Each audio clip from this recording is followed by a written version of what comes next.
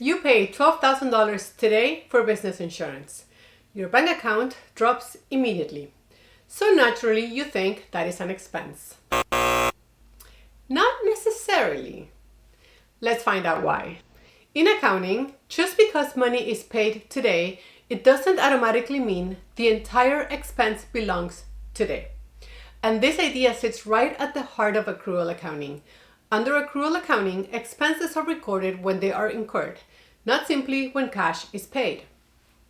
In other words, accounting is focused on when the company actually receives and uses the economic benefit. And that connects directly to something called the matching principle.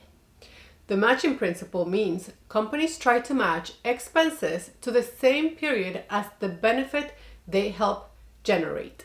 So if a business pays for 12 months of insurance today, the company shouldn't record the entire expense immediately if part of that benefit belongs in future months. Instead, the expense gets recognized gradually over time as the insurance coverage is actually used. And that's exactly why there's prepaid expenses. A prepaid expense is a payment made in advance for goods or services your business will consume in a future period. The key word is future. Cash is gone. Benefit hasn't arrived yet. That $12,000 insurance payment, it buys 12 months of coverage starting today.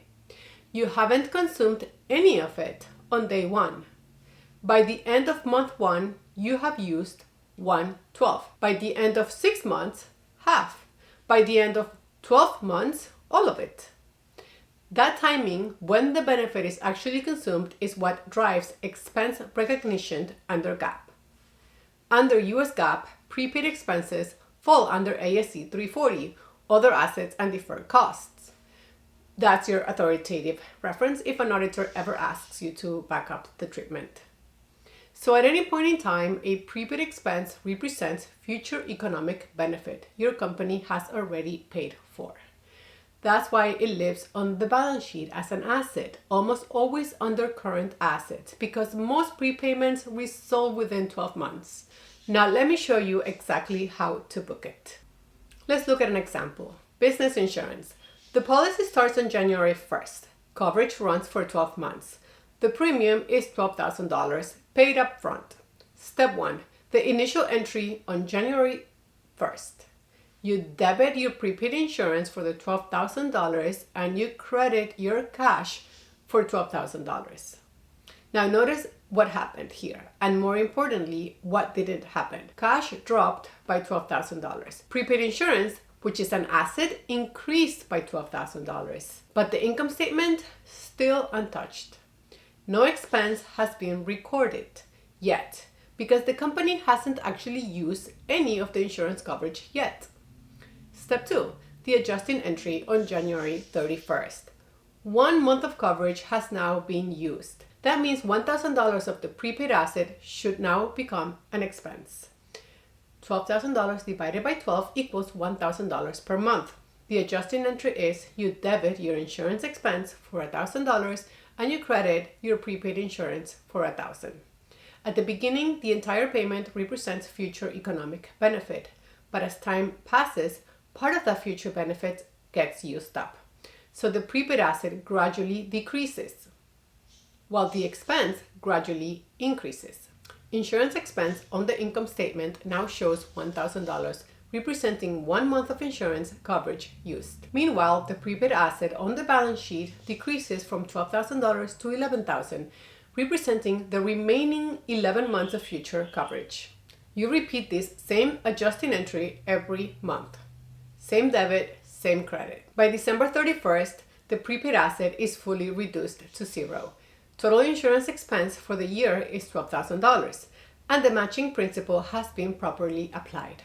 Now let's say that the insurance begins on March 1st instead of January 1st. If the company has a December 31st year end, this prepaid asset may carry into the next fiscal year.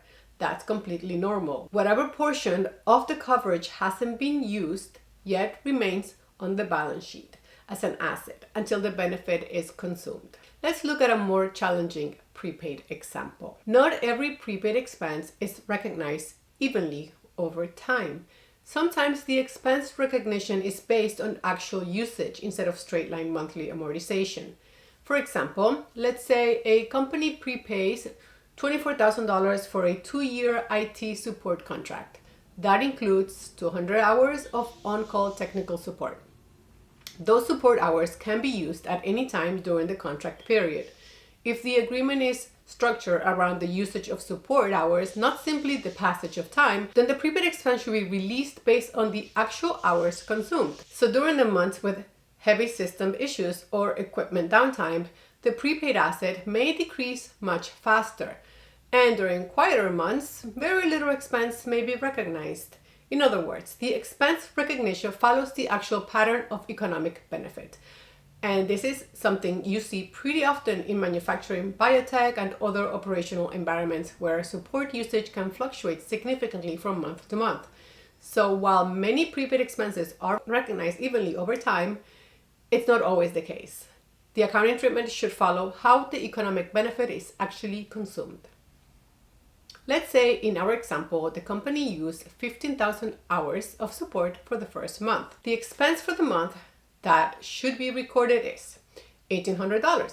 15 hours at $120 per hour equals $1,800. The journal entry debit IT support expense $1,800 and credit the prepaid IT asset account $1,800. One of the biggest questions people ask is, how can something I already paid for still be considered an asset? And honestly, that's a fair question. Because in everyday life, once cash leaves your bank account, most people mentally treat it as gone. But in accounting, we have to think differently. We have to ask, does the company still have a future economic benefit remaining? And if the answer is yes, there is a good chance an asset still exists. Let's go back to the insurance example.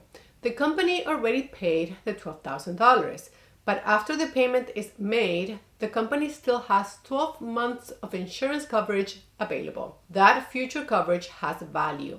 The company hasn't consumed it yet. And because that future benefit still exists, accounting treated as an asset on the balance sheet. Then, over time, as the insurance coverage gets used month by month, the asset gradually decreases and the expense gradually increases. That's why prepaid expenses move from the balance sheet to the income statement gradually over time. And this is actually a really important concept in accounting overall, because accounting is not just tracking cash, it's tracking economic activity and financial position. Now let's go through 3 common prepaid expense challenges companies run into in practice.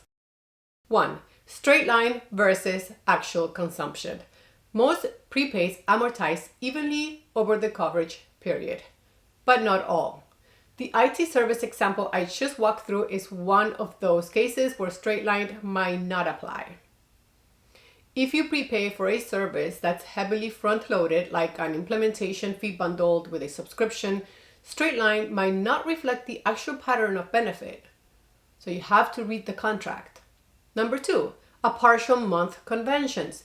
If your policy starts mid-month, do you take a half month of expenses or a full month? Different companies have different policies. You have to find out yours and apply it consistently. Inconsistency here is an audit comment waiting to happen. Number 3, materiality thresholds. Most companies set a capitalization threshold below which they don't bother setting up a prepaid asset. For example, anything under $500 just gets expensed on day 1. This is allowed under GAAP based on materiality, but the policy should be documented and applied consistently. Don't let it become an excuse to skip the schedule on a $600 prepayment because someone forgot. And that is all for today. I want to create more accounting videos that actually help make these concepts easier to understand in real world situations. So let me know down in the comments below what accounting topic or concept you would like to learn more about, and I'll cover it in a future video. I read every single one, and the most requested topics will get made first. Thank you for watching, and I'll see you in the next one.